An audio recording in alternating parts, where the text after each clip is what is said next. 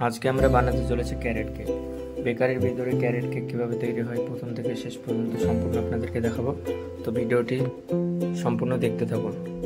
আর carat cake বানানোর জন্য recipe লাগলে অবশ্যই কমেন্ট করবেন, আমরা চেষ্টা করব কমেন্টে রিপ্লাই দেওয়া, নাহলে এর উপর পুরো একটা ডিটেলস ভিডিও আনবো।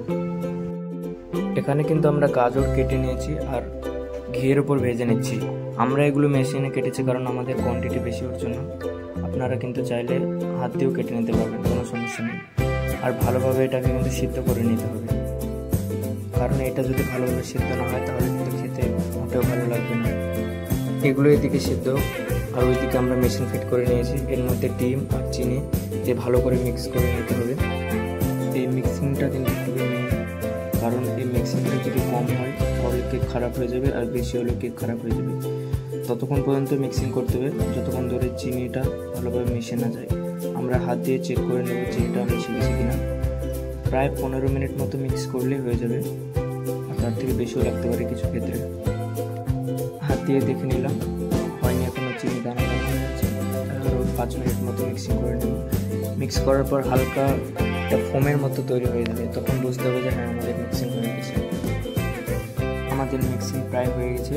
এবার এর মধ্যে কালার অ্যাড করতে হবে, জু কালার অ্যাড করতে হবে, কারণ কালার না হলে কিন্তু কাস্টমার কিনবে না। কালার নেই, কালার অ্যাড করতে হবে। কালার অ্যাড করার পর কিছুক্ষণ ভালোভাবে মিক্সিং করে নিতে হবে, প্রায় 2 মিনিট মতো। তারপর এর মধ্যে অ্যাড করবো আমরা এসেন্সের। বাড়িতে যারা বানাবেন তারা এসেন্স না দিলেও হবে, এসেন্স আমাদের দিতে হবে, কারণ এটা বেকারিতে এসেন্স দিতেই হবে, নাহলে এর স্বাদ হবে না। প্রথমে আমরা দিয়ে দিচ্ছি ভ্যানিলা এসেন্স, তারপরে দিয়ে নেব ইংলিশ টফি, তারপরে মিল্ক এসেন্স, আর অল্প করে মিল্ক ম্যাডটা কিন্তু অ্যাডিশনাল, ওটা কিন্তু সবাই ইউজ করে না, যার যার ইচ্ছা। মিল্ক ম্যাডটা দিলে একটু মিল্কি যে টেস্টটা আছে সেটা আসবে, আমার কিছু নাই, ওটা স্কিপ করতে পারে না। কেক মিক্সিং কিন্তু আমাদের তৈরির মধ্যে। এবার এর মধ্যে আর একটা জিনিস অ্যাড করতে হবে, সেটা হলো সানফ্লাওয়ার। সানফ্লাওয়ার অ্যাড না করলে কিন্তু কেক সফট হয় না। ক্যারেট কেকে কিন্তু মোস্ট ইম্পর্টেন্ট ইনগ্রিডিয়েন্টস হলো সানফ্লাওয়ার। সানফ্লাওয়ার না দিলে কিন্তু ক্যারেট কেক মোটেও সফট হবে না।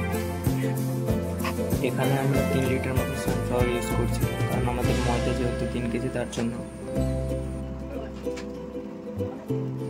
এইবার কিন্তু এর মধ্যে আমরা ময়দাটা ঢেলে দেবো। আর অবশ্যই মাথায় রাখতে হবে এই ময়দার ভিতরে কিন্তু বেকিং সোডা ও বেকিং পাউডার অ্যাড করতে হবে, নাহলে কিন্তু কেক ভালোভাবে ফুলবে না আর খেতেও ভালো লাগবে না। সম্পূর্ণ ময়দাটা ঢালা হয়ে গেল।